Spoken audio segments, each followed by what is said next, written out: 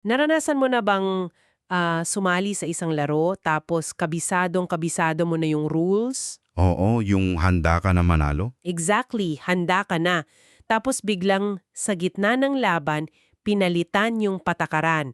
Biglang may bagong listahan ng mga kailangang gawin para manalo.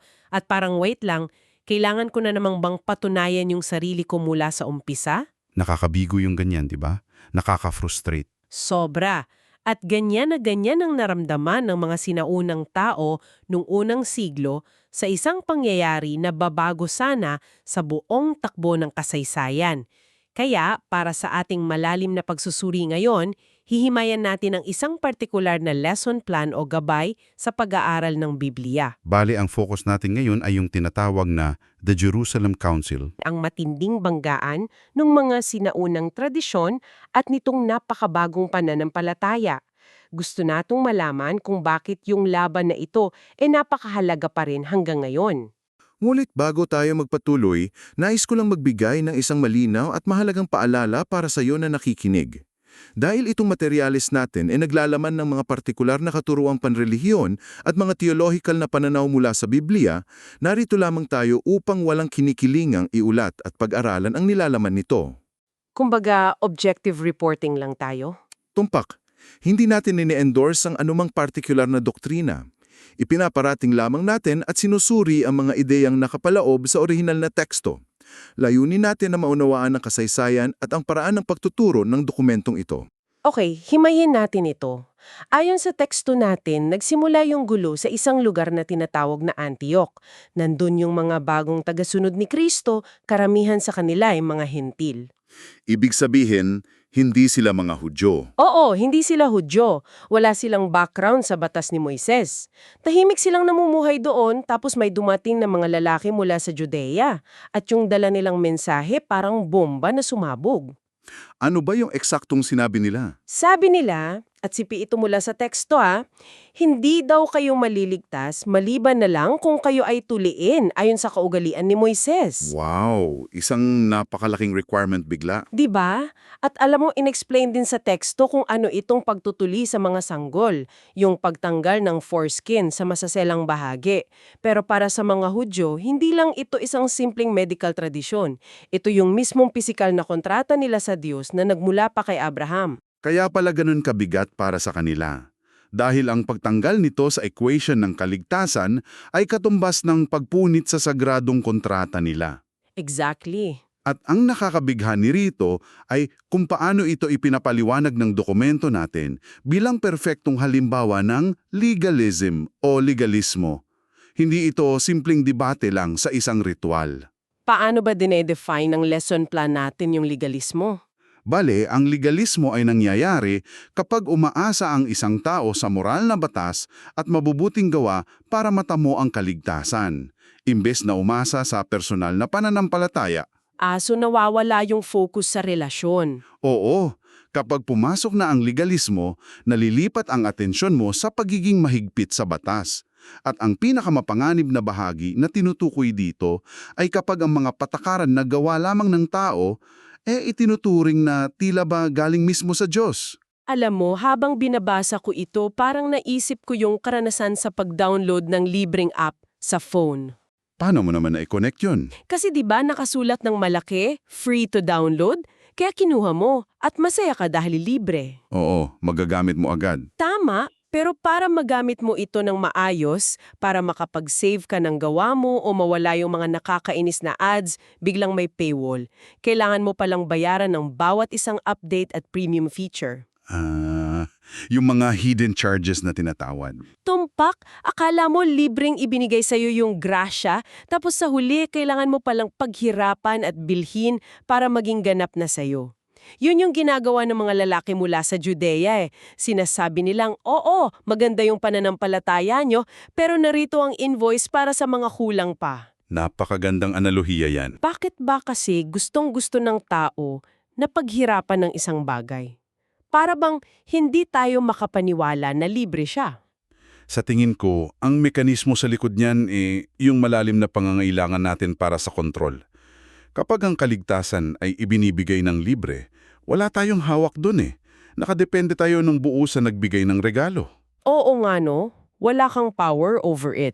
Tama. Pero kung meron tayong listahan ng mga patakaran, madali nating masusukat kung nakapasa ba tayo o bumagsak. At higit sa lahat, nagagamit natin ng listahang yon para husgahan ang ibang tao. Na parang, mas mabuti ako sa'yo kasi nagawa ko itong nasa listahan. Oo. At ipinapakita ng materyales na ito na ang legalismo ay buhay pa rin ngayon. May listahan pa nga sa lesson plan ng mga ibang aksyon na maling sinasabi daw ng iba na kinakailangan para sa kaligtasan. Nabasa ko nga yung aktibidad na iyan para sa mga estudyante. Mga bagay daw na idinadagdag ng tao sa pananampalataya lamang, katulad ng pagpapabinyag, pagsali sa isang partikular na simbahan, pagbibigay ng pera, paggawa ng mabuti, kahit nga pagsunod sa 10 utos. Andyan eh. At aakalain mo na mabubuting bagay lahat yan. Iyon na nga eh. Walang magsasabing masama ang paggawa ng mabuti. Pero ang punto ng dokumento, kapag inilagay mo ang mga ito bilang requirement para paboran ka ng Diyos, nasisira ang konsepto ng grasya. Eksakto. Hindi issue ang paggawa ng mabuti. Ang issue ay kung bakit mo ito ginagawa. Ginagawa mo ba ito bilang pasasalamat o para bayaran ang pwesto mo sa langit? Ang ganda ng distinction na iyon. Pero paano nga ba napunta sa ganito yung kaisipan sa unang siglo? Ipapaliwanag ng teksto na ang mga nagtutulak ng pagtutuli ay hindi ordinaryong tao. Sila ay mga mananampalataya na dating mga pariseyo. Sila ang mga eksperto, yung mga abogado ng batas ni Moises. Ibig sabihin, dinala nila yung mga lumang bagahe nila sa kanilang bagong pananampalataya. At dito na, magiging sobrang interesante ang lahat. Kasi tiningnan ko yung appendix ng dokumento natin. Nagpapakita ito ng mga posibleng dalhin o carryovers ng isang tao kapag naging mananampalataya sila galing sa ibang relihiyon. Isang napakahabang listahan yan, di ba? Oo, para tayong naglipat bahay pero pinilit nating isiksik yung mga sirang lumang appliances sa isang napakagandang bagong living room, kahit hindi natugma. Halimbawa, sa listahan andoon yung Katolisismo.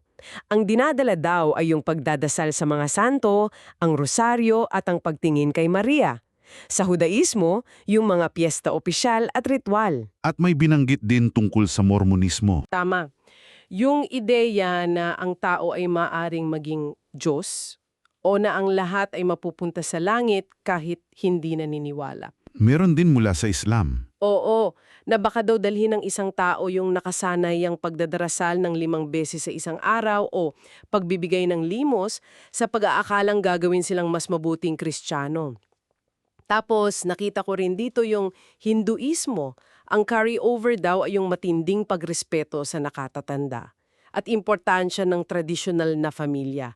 Wait, bakit naging problema iyon? Mabuti naman yung pagrespeto sa nakatatanda, di ba? Oo naman. At dyan natin makikita yung subtle na panganib ng legalismo na pinapaliwanag ng teksto. Siyempre, hindi masama yun. Ang nagiging problema ay kapag inisip ng tao na ang mabuting gawa na iyon ang nagbibigay sa kanya ng points para maligtas. So yung rason kung bakit ginagawa. Kung ikokonekta natin ito sa mas malaking larawan, ang asersyon ng materyales ay mapanganib ang impluensya ng mga katuroang malayo sa Biblia dahil posibleng may dalin silang mga gawi na taliwas sa konseptong faith alone o pananampalataya lamang. Kaya pala, kahit Budismo kasama dito. Ang challenge daw ay yung pakikibaka na sumunod lamang sa isang Diyos at talikuran ang turo ni Buddha. Sa ateismo naman, yung pagdududa daw dahil sa kakulangan sa kaalaman sa Biblia. May nabanggit pa yata tungkol sa New Age. Oo, yung paghahanap pa rin ng gabay mula sa mga psychic. Nakakagulat itong listahan kasi ipinapakita nito na likas sa atin na magdala ng mga lumang kasangkapan sa bagong bahay natin, kahit anong background pa natin. At iyon ang kinaharap ni na Pablo at Barnabe sa Antioch. Nakita nila na ang pagdadagdag ng kahit isang batas lamang ay bubuksan ng pinto para sa daan-daang iba pang batas. Kaya, ano ang ibig sabihin nito para sa kanila? Napilitan silang maglakbay papuntang Jerusalem para dalhin ang issue sa mga pangunahing lider. Kaya ano ang naging resulta nito sa Korte Suprema nila doon? Paano inayos ng mga lider ang matinding sigalot na ito? Inilatag ng lesson plan ang tatlong mahalagang bahagi ng Gawa 15. Ang una ay ang talumpati ni Pedro. Ibinahagi ni Pedro na ang mga hentil na mananampalataya ay tinanggap din ng Diyos. At ang patunay doon, binigyan sila ng Diyos ng banal na espiritu. Parang sinasabi ni Pedro na, wait lang, binigyan na sila ng ID ng may-aring mismo ng kumpanya, tapos haharangin pa natin sa pinto? Eksakto, kung pinili sila ng Diyos kahit hindi sila tuli, sino sila para maglagay ng isa pang harang? Sumunod naman sina Pablo at Bernabe. Nagbigay sila ng ulat tungkol sa mga himalang ginawa ng Diyos sa mga hentil sa pamamagitan ng kanilang ministeryo. So, evidence upon evidence na ito. At dito na pumasok yung pinakamabigat na punto mula sa teksto. May binanggit na theological na punto si Pablo na kinuha mula sa Galatia Kabanatang 2, talata 16. Nakakagulat ito kasi pinapabasa pa talaga ito sa mga estudyantes gamit ang isang memory card. Oo, ididiin ng dokumento ang eksaktong mga parirala ni Pablo. Babasahin ko yung nilalaman ng card ha kasi grabe yung bigat nito. Sabi niya, unang-una, hindi pinapawalang sala sa pamamagitan ng mga gawa. Tapos inulit niya yung kabilang side, pinapawa ng sala sa pananampalataya. Tapos para walang lusot, sinabi pa niya, walang sinuman ang mapapawalang sala sa mga gawa ng batas. Napakalinaw ng mensahe. Pero ito yung pinaka-punchline na umagot talaga sa akin. Sa dulo niyan, idinagdag niya, kung gayon, namatay si Kristo nang walang layunin. Uy, seryoso ba ito? Literal niyang sinasabi na kung kaya mong iligtas ang sarili mo sa pamamagitan ng batas, edi naging walang kwenta yung sakripisyo ni Kristo. Tumpak na tumpak. Iyon ang lohikal na dulo ng legalismo na madalas ay hindi nakikita ng mga tao. Kung ang kaligtasan ay nakabatay sa iyong sariling pagsunod sa batas, ginagawa mong walang saysay ang sakripisyo. At matapos marinig ang lahat ng ito, wala nang kawala. Wala nang makakapagsalita para sa legalismo. Tumarimik siguro ang buong kwarto doon. Tapos, paano naman ang naging pasya ni Santiago o James the Just na siyang nagpatakbo ng konseho? Nagpasya si Santiago na ang mga Kristiyanong hentil ay hindi na kailangang sundin ang batas ni Moises para maligtas. Wala nang requirement na magpatuli. Grabe, laking ginhawa siguro noon sa mga hentil. Pero nagbigay din siya ng ilang simpleng tagubilin para lang mapanatili ang kapayapaan sa pagitan ng mga Hudyo at hentil upang hindi ma-offend ng lubusan ang mga Hudyo. Pero malinawin na ang mga tagubiling ito ay hindi para sa kaligtasan kundi para sa samahan. At ang desisyong ito ay ipinadala pabalik sa Antioch. At doon natapos ang debate. Kaya kung ibubuod natin ang pangunahing mensahe ng dokumento sa bahaging tinatawag nilang What Does God Want Me to Do, narito ang takeaway para sa iyo na nakikinig. Ayon sa mga may akda ng lesson plan na ito, ang kaligtasan ay makakamit lamang sa pamamagitan ng pananampalataya kay Hesukristo. Walang anuman ang kailangang idagdag, walang batas, walang tradisyon upang mapatawad sa kasalanan at maligtas. Nagaharap ito ng isang mahalagang tanong. Kasi ipinapakita nito kung gaano kahirap para sa tao na tanggapin ang isang regalong walang hinihinging kapalit, lalo na sa atin na sanay sa legalismo. Kapag sinabing pananampalataya lamang, parang natatapakan yung pride natin. Gusto natin may ambag tayo. Na parang, uy, pinaghirapan ko ito. Tama. Pero itinuturo ng pagsusuri natin na kailangan pala nating bumitaw doon at tanggapin ang grasya ng buong pagpapakumbaba. At yan ay nagdadala sa atin sa isang huling pagmumuni-muni na iiwan namin para sa iyo. Sa araw-araw nating buhay, saan ba natin madalas ginagamit ang sistema ng reward and punishment? Sa trabaho, sa eskwela, kahit sa pakikitungo natin sa ibang tao. Kaya paano kaya maiiba ang pananaw mo sa sarili mo at sa halaga mo bilang tao kung ang pinakamahalagang bagay na maaari mong matanggap ay hindi mo pala kailangang paghirapan, kundi kailangan mo lang paniwalaan. Isang malalim na konsepto na nararapat pag-isipan pagkatapos ng malalim nating pagsusuri na ito. Hanggang sa muli,